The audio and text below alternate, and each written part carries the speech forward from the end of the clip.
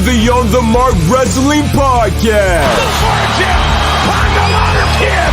Make yourself famous. A podcast covering all things WWE. I have now returned to save the WWE. NXT. The beautiful part of NXT is that when one dream ends, another dream begins. And AEW. Holy wrestling. I couldn't be more happy. Here are your hosts, Kyle Gagliardi and Jim Tucker.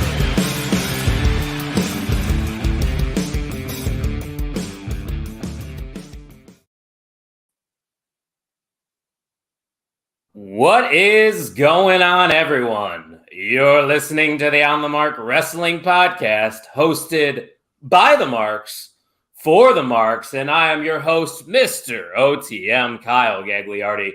And my co-host this evening is not my good friend, Jim Tucker. It is the part-timer himself, Ian Garvelia. Ian, what is going on? Well, I was doing really good, and then you took the good friend away from me, but it's fine. I get it. It's a little moniker, but I'm doing good. Got out of the pool after work. It's about 100 degrees outside. Oh, it's brutal. It's so bad. But got out of the pool, took a nice shower, sat down. Now I'm ready to talk wrestling. I love that. I have a pool, so if the people don't know that are listening or watching live, I have a pool. I live in a condo complex, and I've lived here for about 5 years now. Guess how many times I have stepped foot into my pool?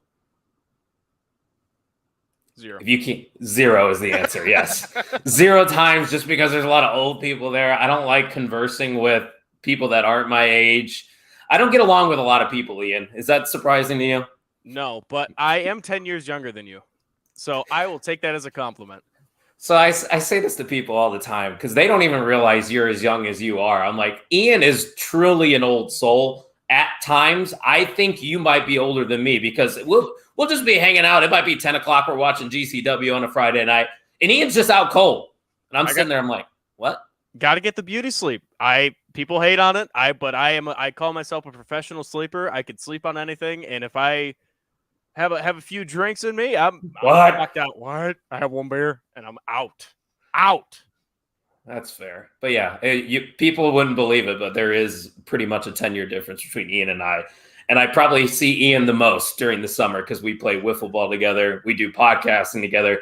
And we are going to Summerslam together. That is happening next weekend. So next week, we are probably going to pre-record a show. I believe it will not be live since me and Tuck will be traveling on Thursday to Detroit. So expect maybe a Wednesday release. It kind of depends on our wiffle ball schedules, right, Ian? Yeah, usually Wednesdays we're pretty busy on that day, so it will probably be maybe Tuesday. Come Tuesday, it might be. So come Tuesday, there might be a SummerSlam show. But we're here for episode 154. We took a week off, but we're back. So let's take a look at the chat right now. The man coming in hot with the first is Kine. Ian, he says that you're the man. Actually, that's a misquote. He said I was the GOAT. So just saying, don't throw words in the guy's mouth. You know, the guy knows his stuff. Obviously, he's talking about me. I mean, come on, with this kind of face on a podcast, man. I'm a face made for TV. I don't know why I'm on a podcast wasting my time. TV, YouTube, Facebook, same thing. Doesn't matter. Robbie Collins lied to us. He is here. He said he wasn't going to make it in our Discord. Turns out he did make it at 1 o'clock. Robbie had a job interview this morning, so I hope that all went well. You can join our Discord as well. Kine's in the Discord. Just ask one of us, and we will get you in there for sure. My mom checking in early. Hello, Mother. Tuck is not here to do the sound effects, so unfortunately we don't have that for you, but thanks for stopping by.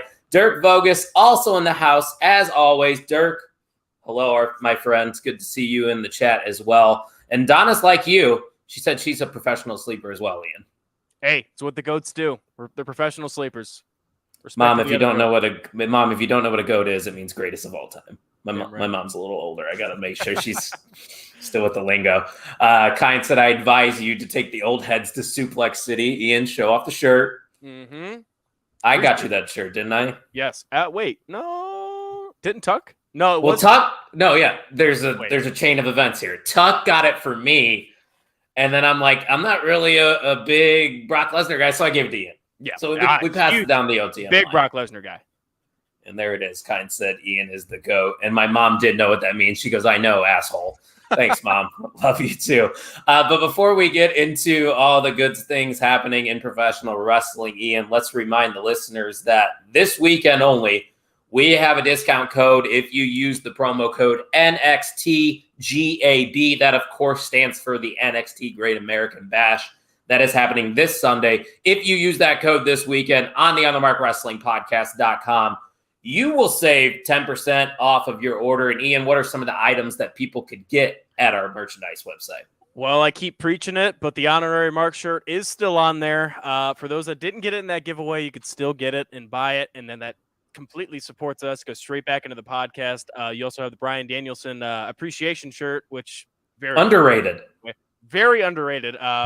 It kind of was low on the tier list, but I think it's starting to sneak back up there. And you know what? I've said it for about a year now. I think I'm going to buy it. You have been saying that for a while, but you were with me in person. I think it was last year's All Out where I was wearing that shirt, and I actually got somebody to acknowledge it a couple times. So the shirt's over.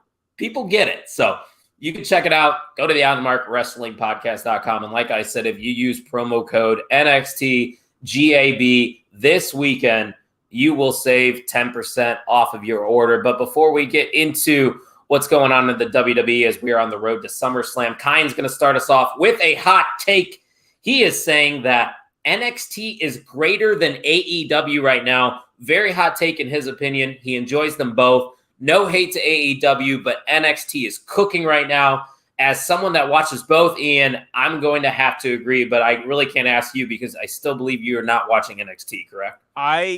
So I've actually started keeping up to date with NXT, which is actually really surprising for me. I used to never even pay attention. Like even when Adam Cole was running the business, never like kept up to date with it. It was always from the podcast that I would hear from it. But I will say this, definitely better than Dynamite. Dynamite has been rough recently. Collision, it's picking up some steam, and I'm starting to actually enjoy Collision. Those Saturday nights they're all right for a fight. We'll talk about it to close out the show, a little bit about Collision. I haven't been able to check anything out live, and I'm a big live, viewer, and I think I enjoy it more when I tune in live to the product. So I don't think it's fair for me to judge when I'm watching on my DVR, get distracted, other things going on. So regardless, let's get into some WWE stuff. Not NXT quite yet. I know that's why maybe a lot of people are tuning in at a later time to check out our predictions, but we are 9 days away from SummerSlam in Detroit, and the Judgment Day has looked very strong leading up to this pay-per-view, Ian. And just a few weeks ago, Dirty Dom himself defeated Wesley to become the North American champion.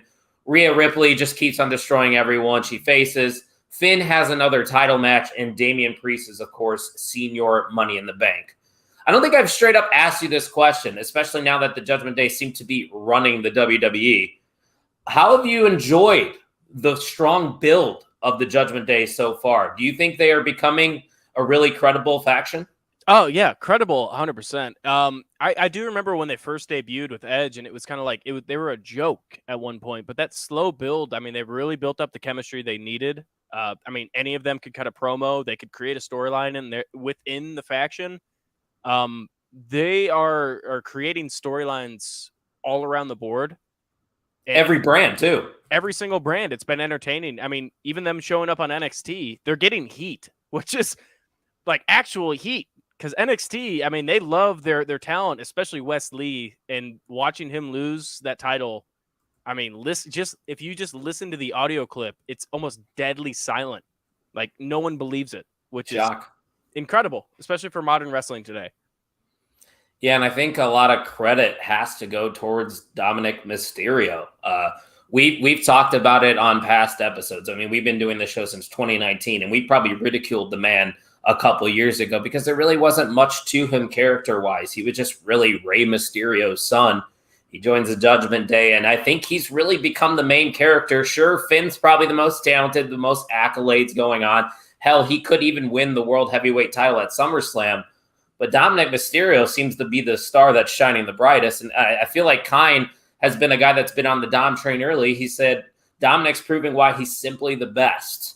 I don't know if he's the best, but I'll tell you what, he's on a heater right now. He also said Dominic Mysterio is simply the best fighting champion in wrestling right now. Destroyed Sammy, destroyed Wesley, will destroy Ali and Wesley on Sunday. So that's his pick for that matchup there. But yeah, Dominic Mysterio, man. What are your thoughts on the run that he's been having recently? He just main evented Monday Night Raw, NXT, and SmackDown, the only superstar to ever do that. I mean, my issue with it is like it's going to have to fizzle at some point, which I mean, honestly, with the amount of heat that he's getting, you could ride him off for a long time with these titles. Keep throwing titles at him. I love the whole dynamic of him being that child, and you're kind of like the whole Judgment Day is like pandering to him, like, oh yeah, you go, little buddy. Like it's a storyline that everyone could get behind and like kind of knows the deal with it, knows what's going on. So it's been very entertaining. Very for sure. And Kind said Judgment Day are so good right now. Everything is clicking, and it's good for Raw to have them. I think my only critique, and this is just me nitpicking, I always got to nitpick a little bit. We haven't really found anybody credible enough to take on Rhea quite yet, ever since she won that title at WrestleMania. And I think we're eventually going to get there, but she's kind of feuding with Raquel and Liv at the same time, and they have the tag team titles on them. So it's a little confusing there. I don't know if you have any additional thoughts on the way Rhea Ripley's been booked so far as champ. So one thing that I've noticed is she's getting really physically involved. I mean, she really always has been with male talent. Going down that road, kind of like a Chyna-esque style, because I mean, she was always even there were stories about her doing training for WWE and doing tryouts, and that was immediately what they pointed to as Chyna in her likeness. Yeah. So honestly, like doing something with the male talent and maybe doing some kind of feud with that, or just even some simple bumps, but just showing that she's credible in the male division as well. They tried that with Nia Jax. That didn't work out. She wasn't like most girls. That's what they say. That's true. But I mean, Rhea Ripley, that's something you could actually get behind. So I think there's still so much room to grow, but what they're doing now could last a good amount of time. So that brings up this question too, because there are a few people that are calling for the breakup of the Judgment Day. Hell, I might even predict that next week. Spoiler alert, but would it be too soon for you to kind of just completely demolish what the momentum they have going right now? Oh, way too soon. I genuinely think they're like, I was kind of skeptical about the whole Damian Priest and Finn Balor kind of feud. I don't want that to break up right now. I think that's what we're leading to, though. I think the writing's on the wall, Ian. If it does lead to that, I mean, a little bit further. I think it could culminate at WrestleMania. Yeah, but there has to be 3 people in the Judgment Day, and if there is one person to kick out, could be Finn. Finn could go on a little face run before he eventually retires. Because I mean, he's getting up in age, still looks good, still performs well. So, but who knows where his body's at? Yeah. I think it's a little too early right now, personally. No, I would agree with you. And then just coming off on like a fantasy booking thing, if Finn were to be the one to eventually weed his way out of the Judgment Day, there is a veteran name out there that I think could benefit from it. And he's not on TV that often. Just think of this. I'll give you some hints. Former Money in the Bank winner, former World Heavyweight Champion. I believe it's his birthday today, and he's up there in age. Can you think of who I'm thinking of? Is it The Miz? No, I think Dolph Ziggler would be an interesting fit for the Judgment Day. I love Dolph Ziggler. So workhorse, man. Workhorse. I love that man so much. I wish he'd get more shine. I don't care how it is. If he goes back to a jobber position, I don't care. I want to see him wrestle because he's so good. He's so good. Kind was on the mark there. He was on it. He said Ziggler right when I was giving out the clues. Love that right there from Kind, who's apparently the front runner right now for MVM for sure. He also said he thinks Finn should beat Seth. And I think if Finn does beat Seth, going off of your point of not breaking them up, Finn and Priest dynamic, just tease that for months. He's just got the briefcase there. He's right behind him every entrance with the briefcase. Will he cash in tonight? Will he not? There's money there. And don't make it obvious, too. Like, for the first 2-3 weeks after, like, everyone's celebrating. Because, I mean, it should be. They're in a faction together. If Finn wins a title, Damian Priest should be celebrating with him. And then just kind of over time, just giving subtle hints that only the closest eye could see. I think that would be perfect. I love slow burns. I love when it culminates at a big event. I think you're starting to or a little bit of my fandom's rubbing off on you. I'm noticing you're starting to appreciate storytelling more, which, I mean, everybody has, a different lens that they're watching professional wrestling through. Some people enjoy the spot fest. Some people just want to see good technical wrestling. I, on the other hand, like a good story, like character development. And that's what we're getting here with the Judgment Day. And I think you're starting to see the big picture now, finally. Yeah, I like I said, there are many storylines you could tell with this. I mean, you have some stuff with Dom and Rhea you could start telling. Yeah. Little breakup tease between them eventually down the line. It gives a way for people to turn babyface, which I love. When you have the hottest heels in a 4-man faction, there is some maneuverability, and there's ways to lengthen it. Let's pull up some comments here from Kine before we move on.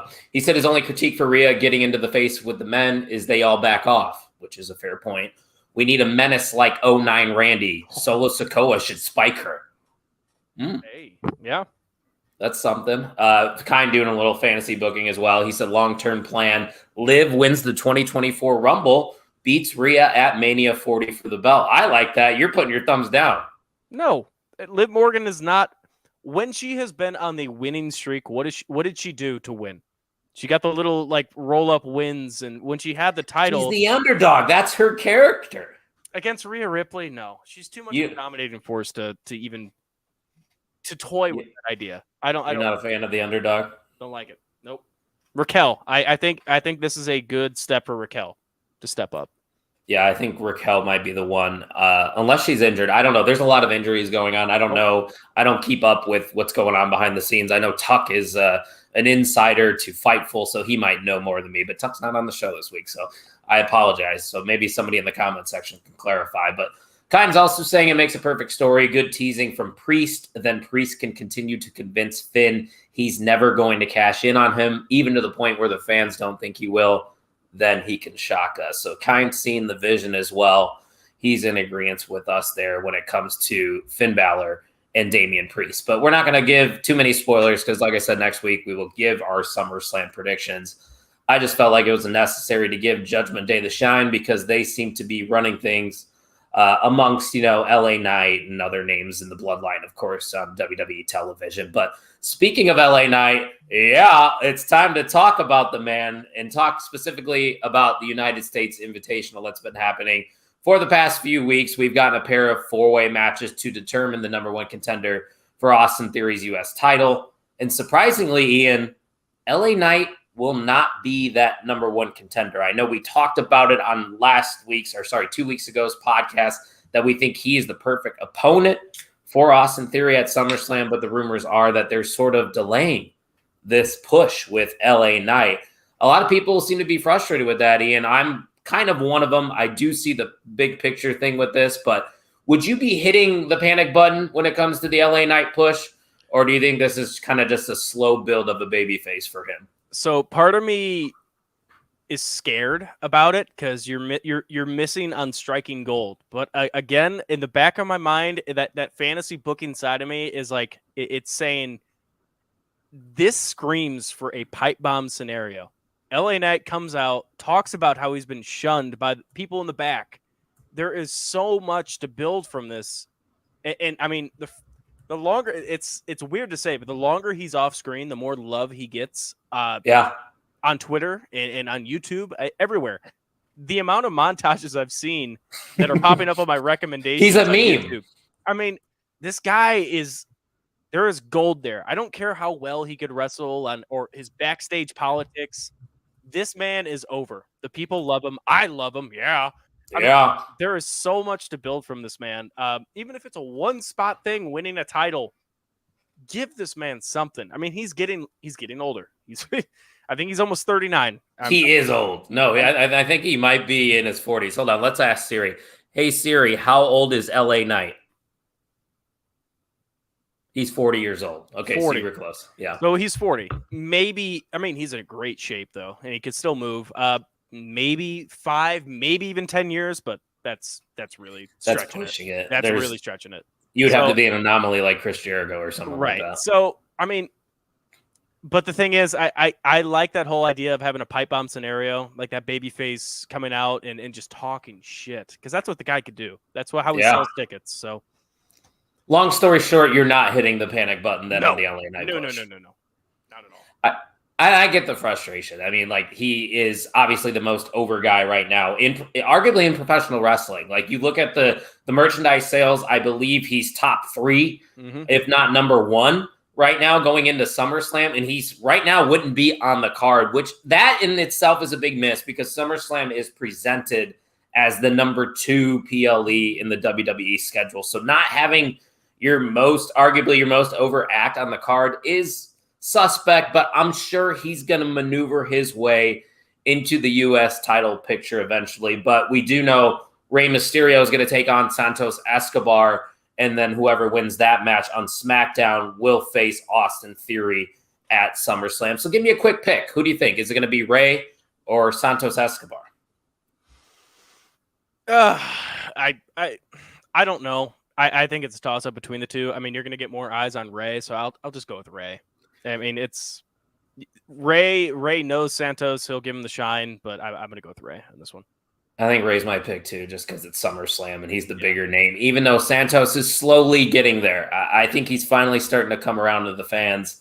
Santos Escobar, I've said it numerous times, maybe not on the podcast, but if you follow me on my personal Twitter, you've probably seen a tweet or two about it. When they had Andrade in NXT, he was kind of just trying to be the next Alberto Del Rio, but Andrade never really had that mouthpiece. He did have Zelina Vega, and then they kind of parted ways.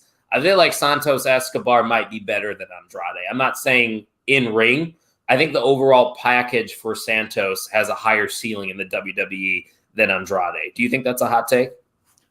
It's definitely a hot take, just because Andrade's, I mean, just his persona and where he's been and where he's gotten to in his career. But honestly, I could see in a year from now that would be a no-doubter. But he could be a Money in the Bank winner in a couple years. Right. He doesn't click for me at the moment. I mean, he's not yet. I think he's good. I think he's very good, and there's a lot of room to grow. I'm pretty sure pretty young. I would take, but let's play the Siri game. No, here we go. Hey Siri, how old is Santos Escobar? 27, I'm guessing. 39.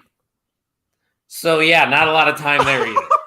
Yeah, that just shocked you. I know. Oh my God, old boy. That's that was not expected, but there is room to grow with him though. He's still got that young talent, young spirit. He's young to the main roster audience, I think is what you're really trying to say. Yes. I love how I call these guys old boys and they're like 9 years older than me. Motherfucker, I'm 30 now, so I guess I'm one of those old boys. Speaking of old boys, former MVM Ryan Vogus, who recently turned 32, is in the White Sox suite. He said, have a good show. Thanks for stopping by, Vogus. Let's pull up this long one from Kyle. He said, only positive delaying the push is when it happens, the reaction will be so much bigger because I don't ever see the hype dying out soon, so they can continue to delay it for a bigger reaction. I don't think Kine's wrong at all right there, Ian. I never get too hyped up about. I'm always scared about stars fizzling out over time and their hype and being over because I mean, look at FTR. That team was the hottest thing in wrestling at one point, and then it just. I mean, look at them now. It's all dead. So I don't know. Dead. It's getting there. It's getting there pretty bad. But I don't know. I'm skeptical, but I'm also not. That fantasy booking in my head is still rooting for him. Eric Douglas in the house. He said he needs to bring back some of the dummy he did in TNA. I'm sure he'll get there eventually. I feel like he has to because that was good stuff. Kine clarifying that his merch has 3 of the 4 shirts in the top 5.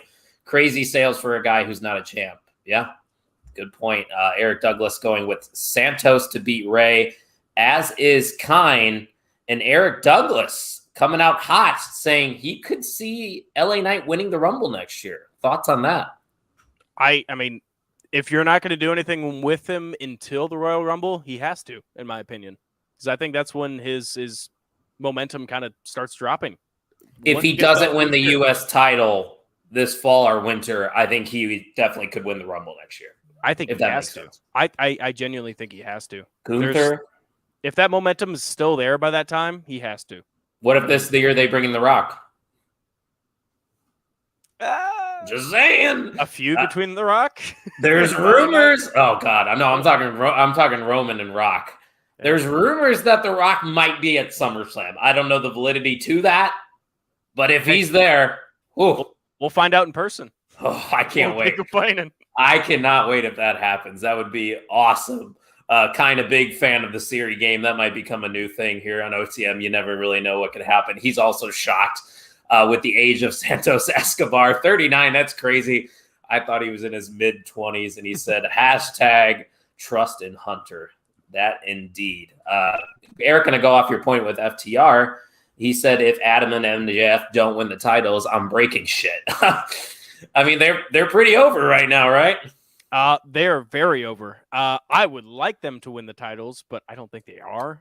We'll save it for the end of the show. Yeah. We are gonna talk about AEW at the end of the show, but going off your FTR point, that made sense, Eric. So appreciate that. But one more thing, just some matches that have been made official on the road to SummerSlam. Jey Uso versus Roman Reigns, Cody Rhodes versus Brock Lesnar. These are all matches we expected. They are now confirmed. Charlotte Flair versus Asuka versus Bianca. A Ricochet versus Logan Paul, which is going to be a fun one. And Ronda Rousey versus Shayna Baszler. No stipulations, though, on any of those matches, which I find surprising. Yeah, that's interesting. For now, I guess. I was going to say Ronda and Shayna, I think that should be a submissions match or even like a Fight Pit. I don't know how you're going to do that, though, at a SummerSlam, because that's They'll hang it from. They usually have like a 4-pillar setup, and they've had like at WrestleMania the cell hangs from it, so it could be done. I wouldn't complain. I think they could put on a really good match if it gets really technical and like they use their MMA backgrounds. That could be really fun. Make it kind of a shoot style, blood sport. They could do it.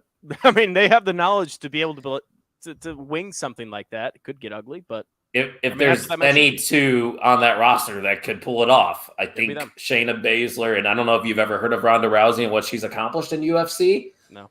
Kind of a big deal. So, yeah, I mean, that one should be fun regardless. I don't understand the Ronda and Shayna hate. I think it's kind of overrated in my opinion. But let's move on over to I guess you could say the main topic of today's show. We are kind of just hopping around. There really is no main topic. But with the Great American Bash happening this Sunday, I figured we might as well give our predictions. And like I've said earlier, Ian does not watch NXT every single week. He has been keeping up with it recently, but we're going to do our best here, go up and down the card. I believe actually the last time we did this, Ian, correct me if I'm wrong, you defeated me in predictions, didn't you? Yeah, I got them all right. So are you our NXT champion then? I think so. I don't know. Do I have to go get my belt that's signed by Johnny Gargano for you? Yeah, bring it on over, actually. I'll take it. That thing ain't moving. I'll hang it right above the overtime sign, right up there. I got a hook. Yeah. There you go. Send hook. Send hook. Kine said Brock versus Cody should have been a dog collar. Ronda versus Shayna fight pit. And Roman versus Jay is a no DQ, which they called tribal rules. Okay, so that is no DQ confirmed.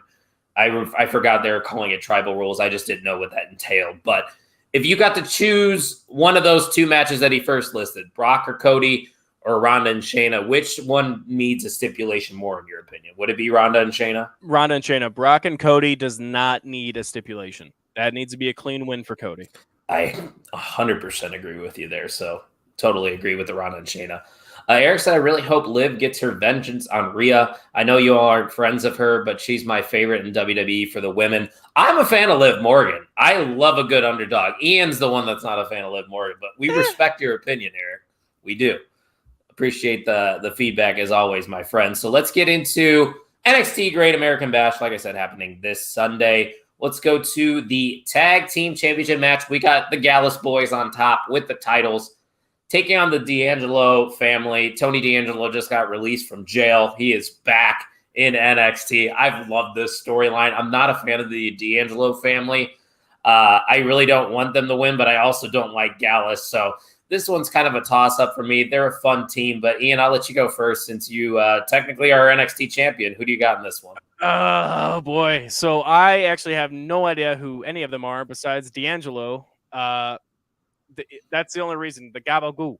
It is Ian a Gabagoo. I'm a Gabagoo. So I'm going with new champs, D'Angelo family. Why not? I heard that they're over and people are loving D'Angelo, so let's ride it. D'Angelo was backstage too, I believe, at SmackDown, if I'm not mistaken. They called him on camera when they were in Orlando. Shoot. I don't know if that's a tease of him, but yeah, I don't know if that's them teasing that he's about to make the jump to the main roster. But ever since Gallus became champions in NXT, and if anybody's tuning in for the first time, I watch NXT every single week live, so I know what I'm talking about, okay? Gallus is not clicking. It's just not working in the States. It might have worked in the UK. It hasn't translated over here. I just think they're too vanilla of a tag team. Even though I'm not a fan of the D'Angelo family, I just think there's more value with him just recently being released from jail to come back, win the tag team title. Just saying that on a podcast. Wrestling is really dumb when you think about it, Ian. Oh, yeah. Oh, yeah. I mean, Dom Mysterio came out of a police van at WrestleMania, so. I tell you what, it's still real to us, damn it. God damn it. Kind said the Mafia taking the belts. That should be their real tag team name. I love that. The Mafia. I don't know if you could say that on TV, though. Probably not. Mafia's fighting tonight. All right. Kind's going to make it a clean sweep. He's got Stacks and D'Angelo winning, becoming the new tag team champions. He's also saying the storyline has been so good, but Gallus shouldn't be the champs anymore. Mafia time, baby. Glad we are all on the same page here. Kind's basically just become our third co-host for the night. So shout out to him. We appreciate it very much. Let's move on here to one match that should be very interesting. This is going to be an unsanctioned match for the record. I don't know if you saw Ian on this week's NXT, but they actually fought in a gas station. Did you see that on social media? I did not see it, but I heard about it on Busted Open because Roxanne was a guest on the show and talked about it because they wanted to have a throwback to Booker T and Stone Cold in the grocery store, and Roxanne was talking about how she loved it. So that's all I've heard from it. Roxanne just gives me AJ Lee vibes. I don't know about you. Ooh, just I like that. She's a short-statured, great wrestler. The brown hair. She's having fun. Yeah, you can just tell she's got it, and I'm very excited for this because I think the build has been pretty solid. Kind said in the space of 5 minutes, we went from tribal rules fight straight into the Mafia. I love professional wrestling. We love professional wrestling. It is a great time. Roxanne Perez versus Blair Davenport, though, since it is unsanctioned, I think I'm going to go with Blair just because I'm not sure that they have plans for Roxanne after this. I don't think Roxanne's going to go back into the title scene just yet. And maybe she's on her way up to the main roster by the Rumble, in January. So I think they'll kind of just let her mess around with Blair a little bit more. If Blair gets this win, it doesn't count towards records. It's unsanctioned. Anything goes. She can do some dirty shit and get away with it. I like Roxanne. I'm a fan of hers. I want her to win, but I'm going with Blair Davenport here, Ian. Let me ask you this. Since I did not watch the gas station fight, who came out on top at this gas station fight? Roxanne did. Roxanne did. The cops were coming too. They had the sirens coming in, and Roxanne just staring her down. She just walks the fuck out. Oh, I like that. You know what? I'm going with Roxanne Perez to win this match because actually I do have some reasoning behind this. She's a young upstart. Of Booker T? No. She's a young upstart talent, and I mean, really all I've seen from an outside perspective is she's a happy-go-lucky. This is fun. I like her story has been she was a lifelong fan, and she's been to WWE events. Show some dark side to her. Show some grittiness to her character. Yeah. If you're trying to build her into a long-term WWE wrestler and superstar, this is the way to do it. Because I know Blair Davenport. Way before she was in WWE. Yeah, all big indie name. She used to be one of the hottest free agents because she did death matches. That's what she did. Didn't AEW have interest, or was she signed, or am I thinking of somebody else? I don't think she. Maybe I was thinking of Priscilla Kelly, who is now Gigi Dolan. That's who it was. Yeah, but I think Roxanne could actually get a lot from this win. Blair, you could lengthen the feud a little bit if it ends in a strange way, but I think Roxanne could benefit from this, so I'm going to go with that. Kyne's agreeing with you. He says Roxanne should take the win. The gas station fight was awesome. He loves Roxanne, and since he started watching NXT, he thinks she's going to pick up the win. He said he agrees with you, Ian. This is where she can show that she's got that dog in her. Put the meme out there when she wins. I want to see it. Meat. And Eric is clarifying that AEW really wanted the both of them. Who do they not want, to be fair? They could take all the women's talent because they probably still need it. Which way? We will get to AEW here in about 10 minutes.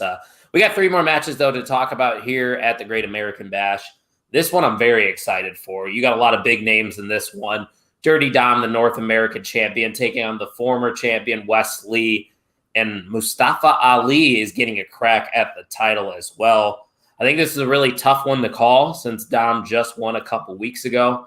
Wes Lee, arguably the greatest North American champion of all time. Ian, who you got walking out as champion here at Great American Bash? This could be a hot take, but I think Wes Lee has 0% chance of winning this. I think that is hot. I think it's really hot. What are you going to do with Mustafa Ali if he loses?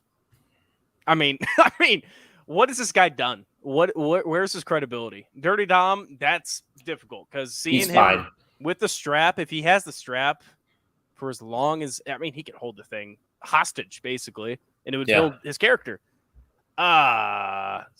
So I'm gonna go with the safe route. I'm gonna go Dirty Dom retains because I think there's gonna be some outside interference in a 3-way, which there are no. I believe it might be a 4-way. That might be where the rules are just. No, I think typically anything goes in a triple threat. Yes. Okay, so I'm gonna go Dirty Dom retains then. In that case, looks like Eric Douglas agrees with you. He said it has to be Dirty Dom, and Kind does as well. He said you already know my answer. It's the former prisoner Dirty Dom. He's taken the win. He's beat Sammy and Wesley. He can't lose yet. Or can he? Because triple threats and fatal 4-ways are made for champions to lose their titles without getting pinned. That's the way I look at this matchup. I think Dirty Dom winning the title was great for him, but I think it was just to get more eyes on the product.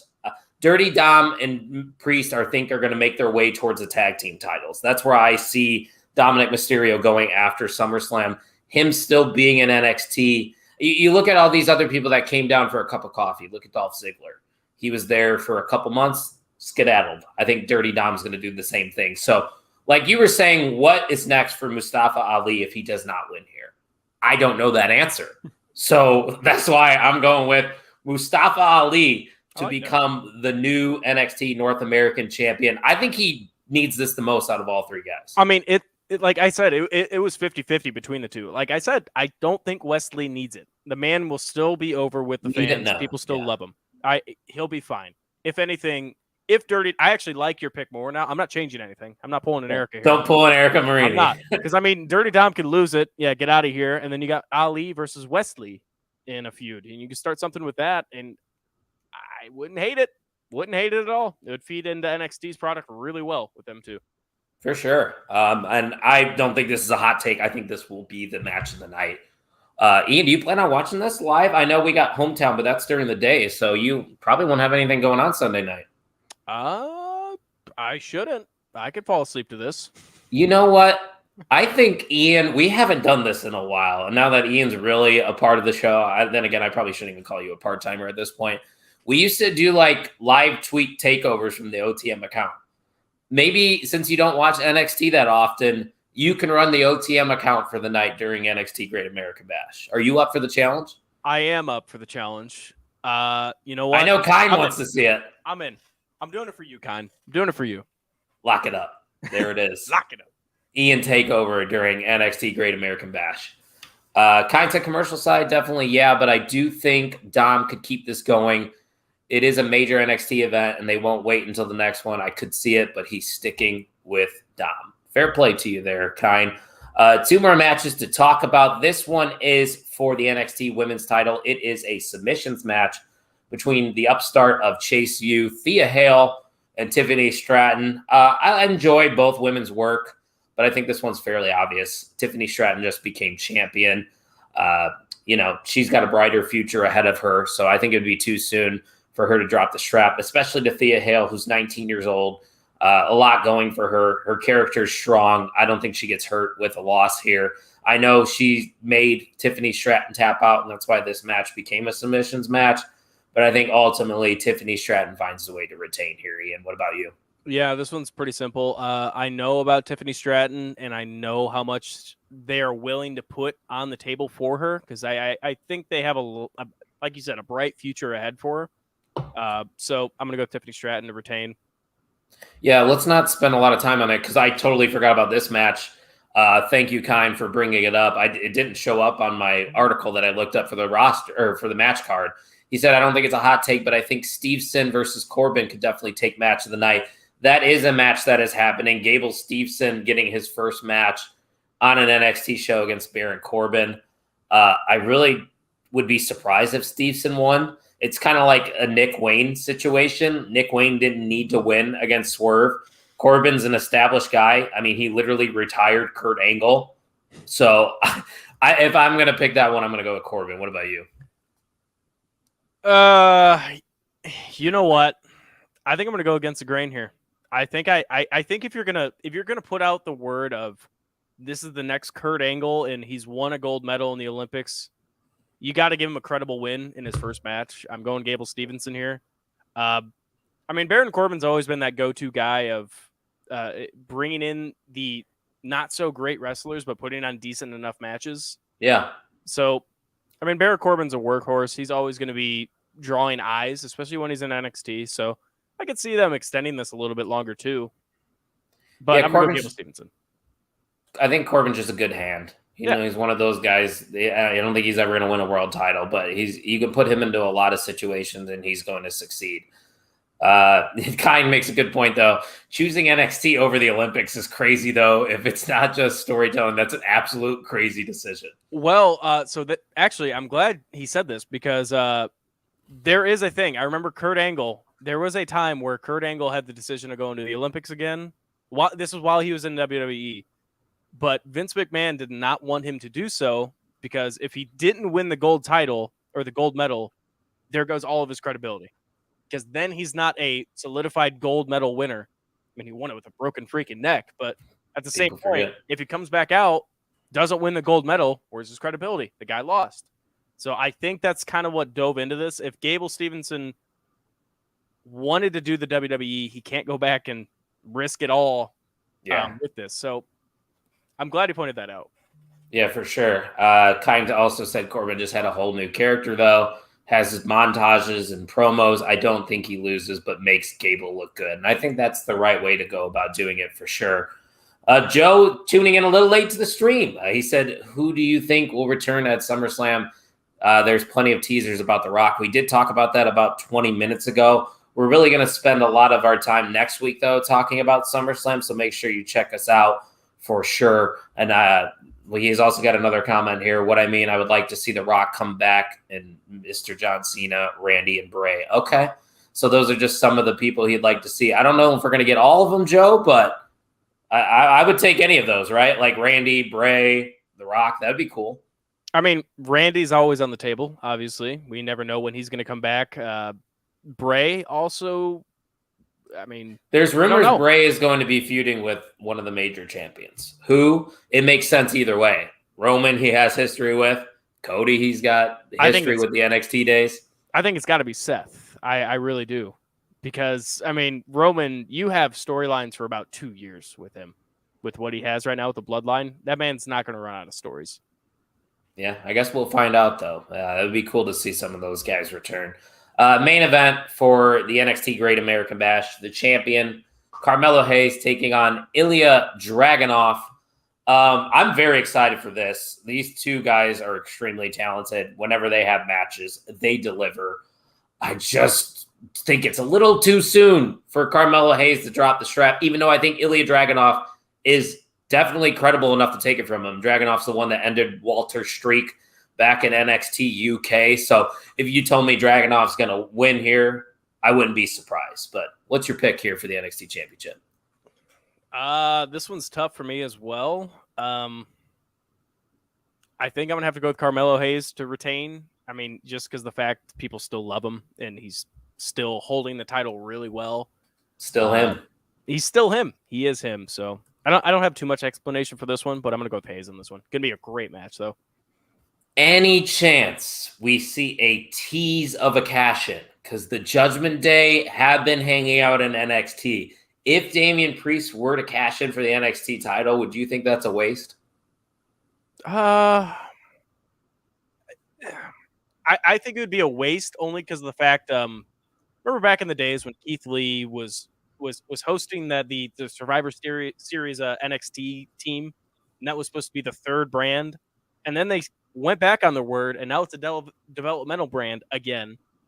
I wouldn't like it because at that point, in the eyes of most people, NXT is the developmental brand, and not many people will be watching this cash in if it did happen. That's a good point. I think it would be a waste. Sadly, I agree with you. I wouldn't be like pissed off by any means. Like if Right. Priest won the NXT title, cool. I mean, but I don't think it needs to happen. I think Priest is probably ready to run with the World Heavyweight title for a little bit, see if he could swim. And if it doesn't work, don't pull the trigger ever again. It's that simple. That's what the Money in the Bank's all about. So me and you are going with Carmelo Hayes to retain the NXT championship there in what should be the main event. Kine's got his prediction, though. Let's pull it up. It's a little slow on my end, so my apologies. He said Ilya taking the win. Okay. Ilya deserves it. Another match of the night contender. Melo could be moving up to the main roster. He's had matches versus Finn, been involved a little bit. He's taking Ilya. And that makes a lot of sense too, Ian, because I don't know if you've been paying attention, but Carmelo Hayes has been caught backstage talking to MVP a little bit. Or was it Bobby Lashley? I'm not sure. They were teasing something going on there. Yeah. I think this one's a 50-50 too. I wouldn't hate either way, to be fair. Yeah. So that's all we got for the NXT Great American Bash. Kine sort of agrees with us as well. He said in terms of the cash in, it would be a waste in the sense of Priest should have the world title, but he won't win a world title yet unless they have Finn win at SummerSlam. I don't want to say I agree, but I think you're making a very good point there. So before we get into our last topic, we're going to briefly discuss some things about All Elite Wrestling. We got to hear what the listeners are saying about the On the Mark Wrestling podcast. What's everybody saying about the On the Mark podcast? It's just insane, and I love it. Non-stop hardcore energy. Unlike any other. It's a great show. We'll be right back after a brief intermission.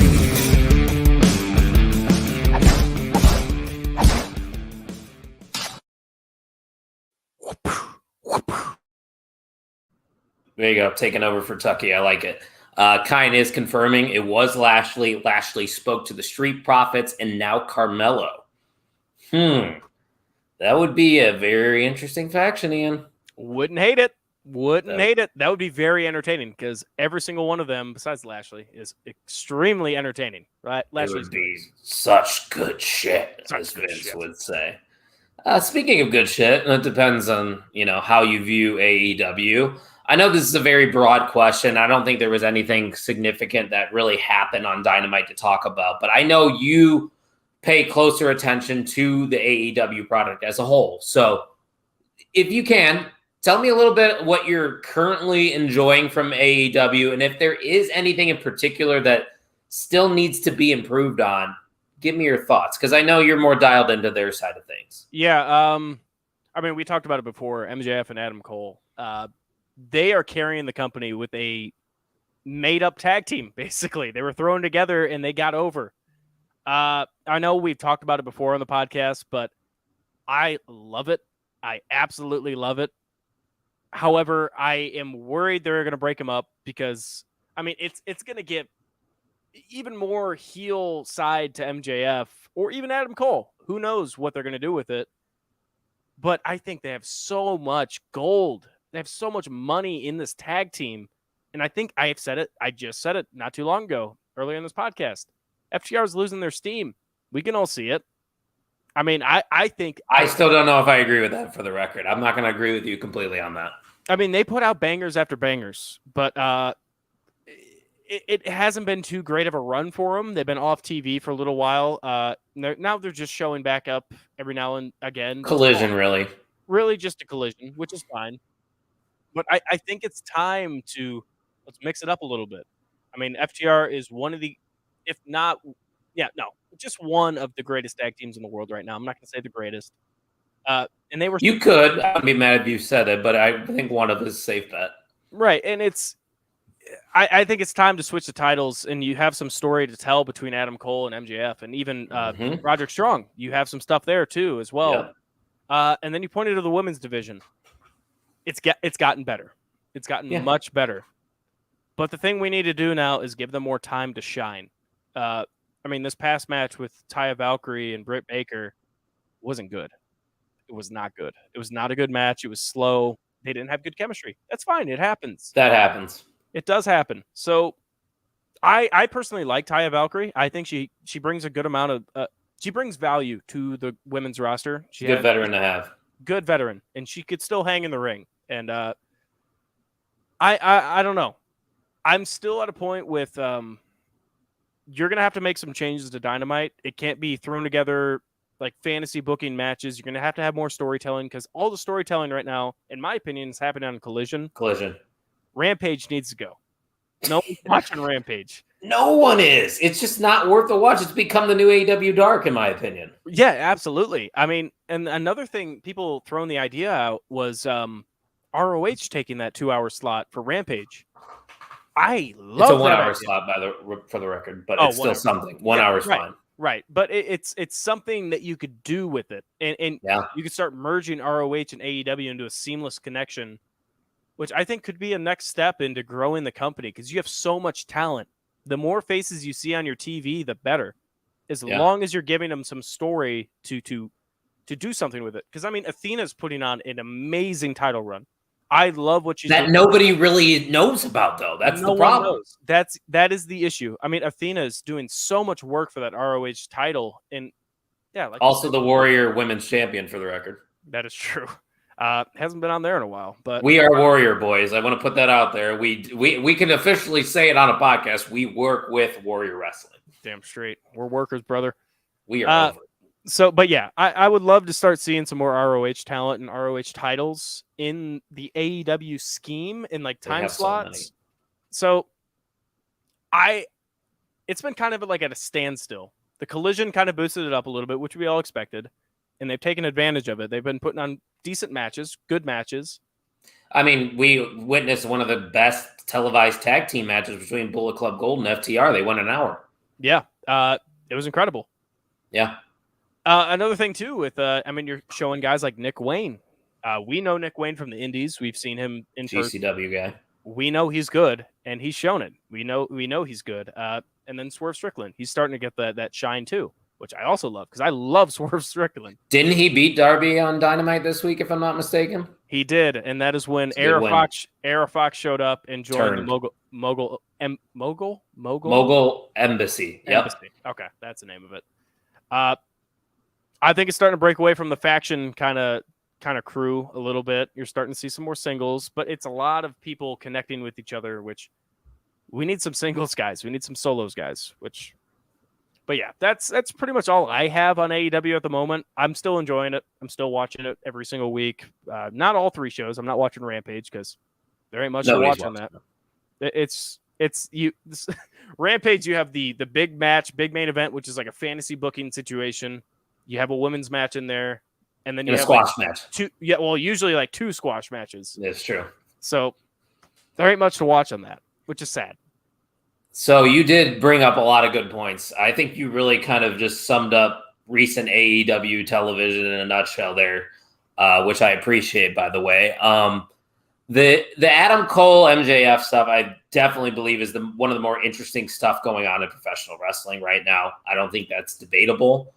I agree with you, and I agree with what Kine has been saying in the chat. He thinks it is time to have MJF and Adam Cole win those tag team titles. And I think you have to strike now. I know the writing is on the wall for the split. The split is going to happen, but I would like to see it come from Adam Cole. I think Adam Cole should be the one to eventually turn on MJF, make MJF vulnerable for a little bit. Maybe MJF starts trusting Adam Cole. But let's not forget the Adam Cole from NXT. That motherfucker would super kick anyone. He turned on every single friend that he had in NXT. So he is very capable of being the reason MJF and him fold. But I still think we need more from them. And we saw on Dynamite, MJF, or it might have been Collision, correct me if I'm wrong, MJF said that he would give Adam Cole a rematch if they won the tag team titles. So I think that has got to happen then. You have to win the tag team titles, have a short run, do the split, and then, then you have your world title match between MJF and Adam Cole. I don't know who works heel, but I think that's where the money's at, Ian. I was going to say, too, the fact that the world title really hasn't been on the television for, a month or two now. And, the product's still going. You have your biggest title not on the line ever, and not even talked about ever, besides between MJF and Adam Cole. Even they're in a tag team, and they're still thriving. So it shows a lot about where they are at with Adam Cole and MJF. Because, honestly, I didn't even think about the world title. That's still a thing. So he's still the world champion, guys. Yeah. That's just how good the story's been. And that theme song, whoo, the theme song's great. Last thing I do want to say from AEW is, can we put Britt Baker back in the title scene? With Jamie Hayter hurt, she was great. I think Britt is just star level, way above everybody else on the roster. I don't think anybody competes with her. That's just me. I would like to see it. And then Chris Statlander, I feel like ever since she won the TBS title, where's Jade Cargill been? Maybe she's getting the well-deserved break she deserves. Yeah.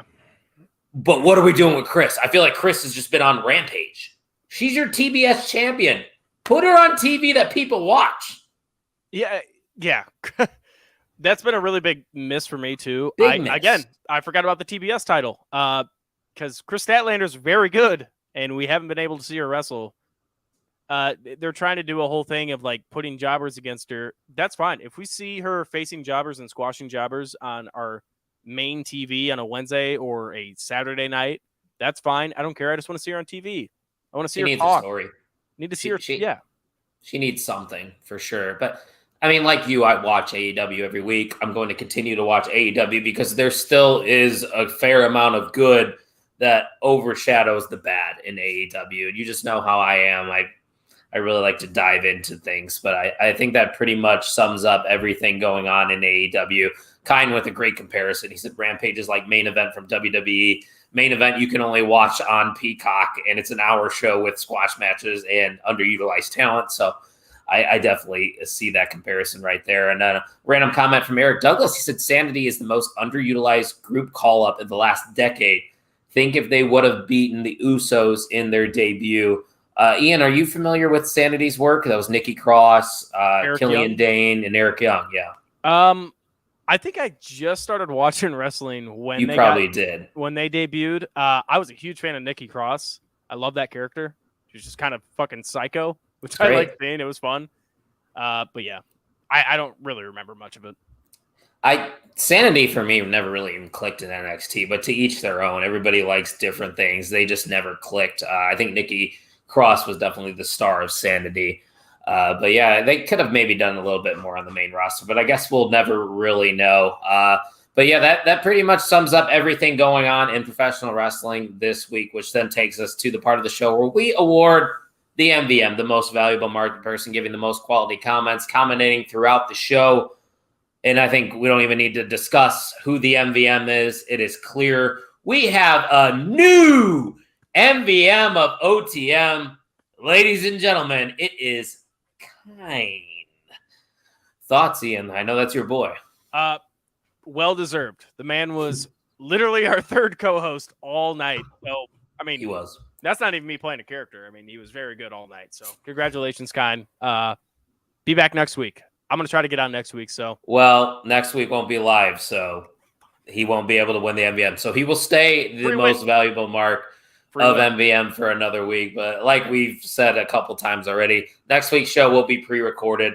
I don't even know if I'm going to run it live. We're just going to, lay it out as a regular podcast. So make sure you're following us on the socials at Pod on the Mark so you can get every single link, whether you're a Spotify listener, Apple. You can even go on YouTube. We will still probably upload a visual for people if they prefer to see our faces. There's probably not many out there, but hey, Kine, we appreciate you. He said 10 out of 10 episode in his opinion. And Ian, I'll tell you what, I really enjoyed the night's episode as well. I had fun. Talking wrestling.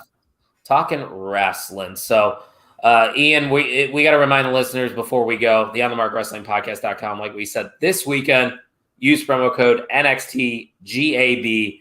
You will save 10% off of your order. Ian, any final remarks before we sign off?